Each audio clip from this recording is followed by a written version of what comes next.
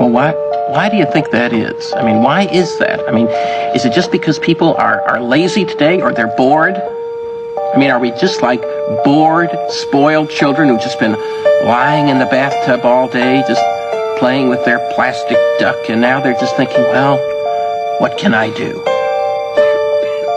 Okay, yes. We are bored. We're all bored now.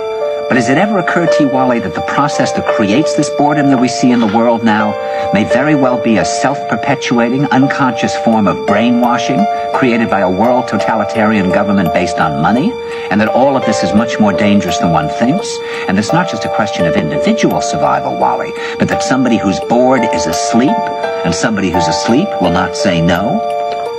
See, I keep meeting these people. I mean, just a few days ago, I met this man whom I greatly admire. He's a Swedish physicist, Gustav Bjornstrand, and he told me that he no longer watches television, he doesn't read newspapers, and he doesn't read magazines.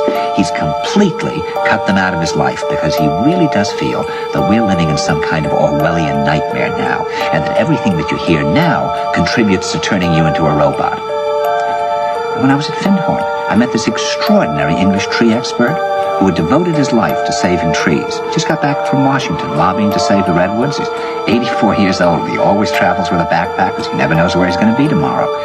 And when I met him at Findhorn, he said to me, "Where are you from?" And I said, "New York." He said, "New York, yes, that's a very interesting place.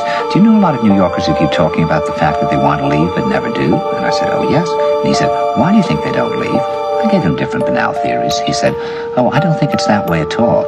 He said, "I think that New York is the new model for the new concentration camp, where the camp has been built by the inmates themselves, and the inmates are the guards, and they have this pride in this thing they've built. They've built their own prison, and so they exist in a state of schizophrenia, where they are both guards and prisoners, and as a result, they no longer have, having been lobotomized, the capacity to leave the prison they've made, or to even see it as a prison."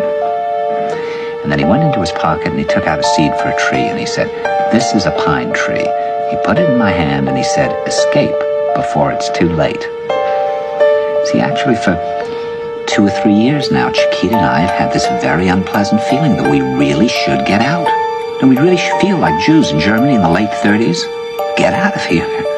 Of course, the problem is where to go, because it seems quite obvious that the whole world is going in the same direction.